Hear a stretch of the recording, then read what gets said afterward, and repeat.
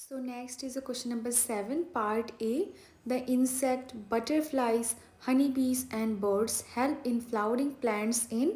The correct answer will be pollination. यानी देखो जितने भी इंसेक्ट है, बटरफ्लाइज है, फिर हनी बीज है, बर्ड्स है, वो फ्लावरिंग प्लांट में किस में हेल्प करते हैं?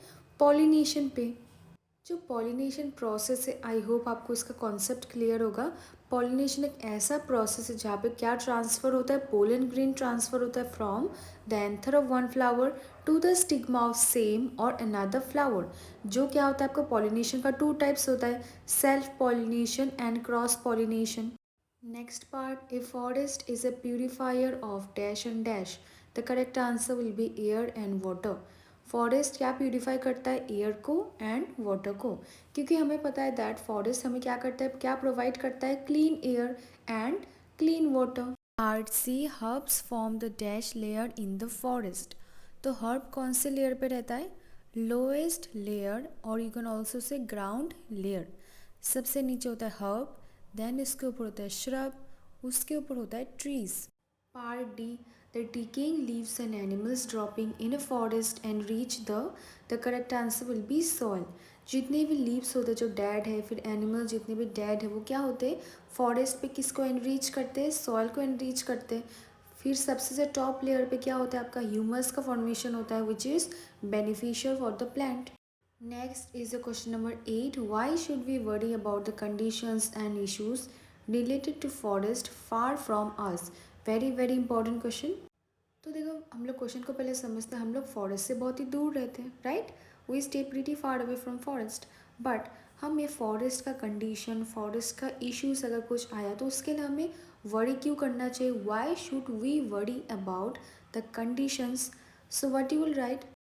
Forest are very important resources. Forest क्या है? बहुत ही इंपॉर्टेंट रिसोर्स है, बिकॉज फॉरेस्ट हमें बहुत चीज़ प्रोवाइड करते हैं। We should be careful and concerned about the issues related to forest due to following reasons. ये आप हेडिंग दोगे, उसके बाद आप पॉइंट वाइज आंसर लिखोगे। First point, if there are no forest, there would be more flood and more soil erosion. हमने previous पे question इसका डिस्कस किया था कि how forest prevent flood. So I hope you all remember. तो forest क्या करता है? अगर फॉरेस्ट होगा तो फ्लड जो प्रिवेंट होता है, बिकॉज जब बारिश होता है वो क्या होता है? वो डायरेक्टली ग्राउंड को हिट नहीं करता, वो स्लोली एंड ग्रेजुअली ग्राउंड को हिट करता है, and then by the process of infiltration वो क्या होता है? It seeps down to the bottom. तो इससे क्या होता है? अगर फॉरेस्ट नहीं होगा तो क्या होगा? फ्रीक्वेंट फ्लड होगा, फ्रीक्वेंट सॉइल इरोशन होगा। Next point, forest affect the global environment in a great way. जैसे अगर हम लोग एग्जांपल ले, reduced forest cover in a particular area leads to global warming which affects the whole earth. So let's understand this by taking an example. If we cut forest, तो इससे क्या होगा? Alter effect क्या आएगा? The amount of CO2 that is carbon dioxide in the atmosphere will increase. तो उससे क्या होगा? ग्लोबल वार्मिंग हो जाएगा। दैट इज जितना फॉरेस्ट कट होता रहेगा, that is reduced forest cover in a particular area, it leads to global warming, that is earth का टेम्परेचर धीरे धीरे इंक्रीज होता रहेगा। जैसे देखो लास्ट लाइन पे लिखा हुआ है, अभी आपको इजीली समझ में आ जाएगा। रिड्यूस्ड फॉरेस्ट कवर अगर हुआ कोई भी पर्टिकुलर एरिया पे, then it leads to global warming, that is earth का टेम्परेचर राइज होना स्टार्ट हो जाएगा, which affects the whole earth. Next point, forest are the dwelling of many animals. Deforestation will endanger our life and environment. तो forest में क्या होते हैं? Different kinds of animals क्या होते हैं? उनका ड्वेलिंग प्लेस, वहाँ पे रहते हैं। अगर डिफॉरेस्टेशन हो जाएगा तो क्या होगा?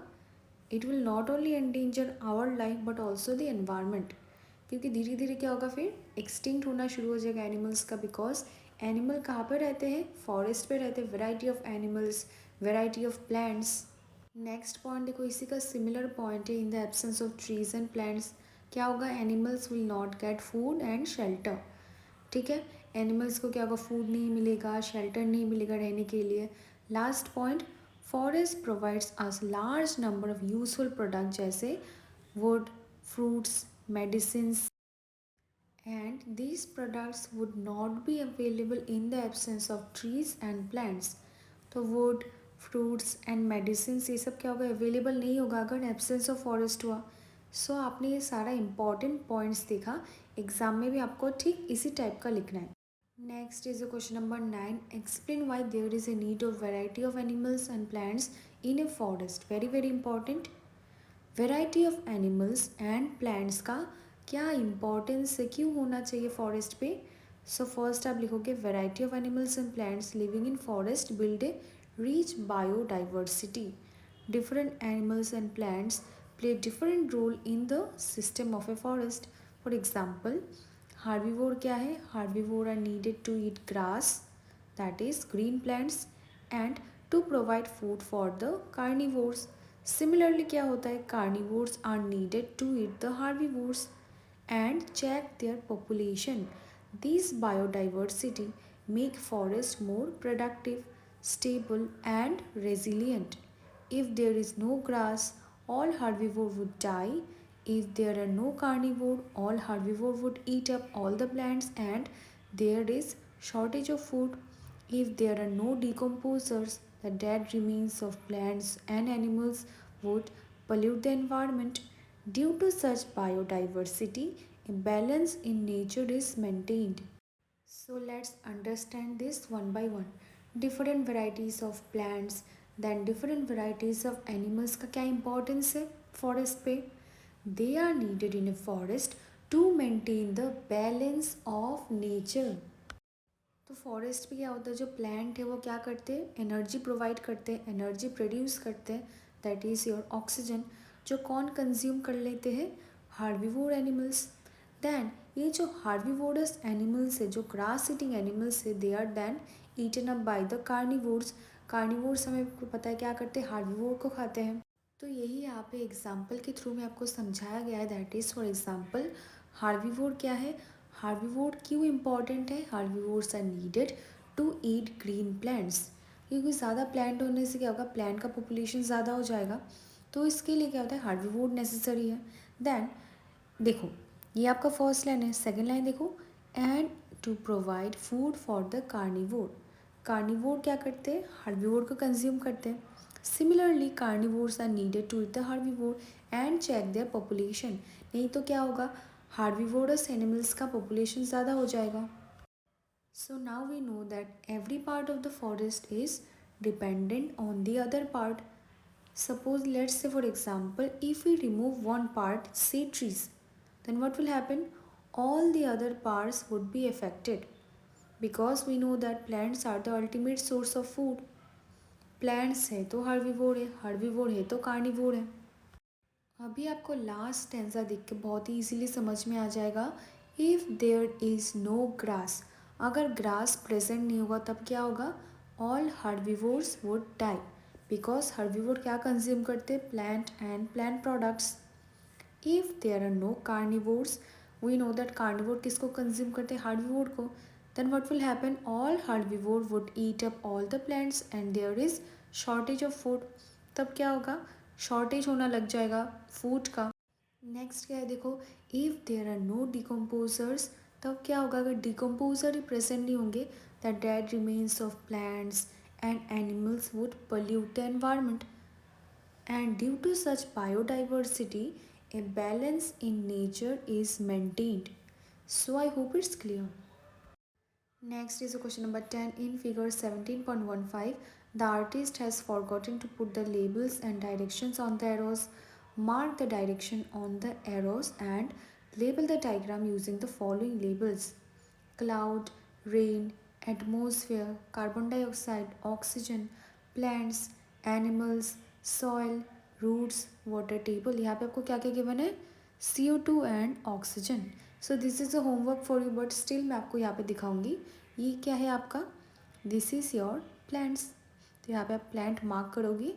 नेक्स्ट आपका देखो ये क्या है, एनिमल्स. देन एनिमल्स क्या कर रहे, रिलीज क्या कर रहे, CO2 that is carbon dioxide. Next क्या है आपका, प्लांट क्या रिलीज करते हैं, oxygen that is O2. Then यहाँ पे क्या है आपका, प्लांट का रूट्स. ठीक यहाँ पे ठीक नीचे आपको दिख रहा होगा this is your water table. ठीक है, नेक्स्ट क्या है देखो आपका, दिस इज़ योर CO2 जो आपको पहले से ही गिवन था। ठीक इसके ऊपर ये जो आपका क्या है, आपका atmosphere, then clouds, then is your rain. So this is the diagram. Next is question number 11, which of the following is not a forest product. पहले हम देख लेते क्या क्या प्रोडक्ट है। गम हमें मिलता है फॉरेस्ट से, प्लाईवुड भी मिलता है फॉरेस्ट से, सीलिंग वैक्स भी हमें मिलता है फॉरेस्ट से। तो कौन सा बचा, केरोसिन।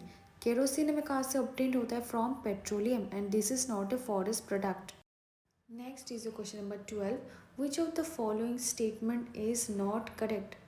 तो let's see one by one. First, forest protect the soil from erosion, तो ये तो करेक्ट स्टेटमेंट है। Next, plants and animals in a forest are not dependent on one another, तो ये क्या है, इनकरेक्ट है, बिकॉज प्लांट्स एंड एनिमल्स एक दूसरे पे डिपेंडेंट होते फॉरेस्ट पे।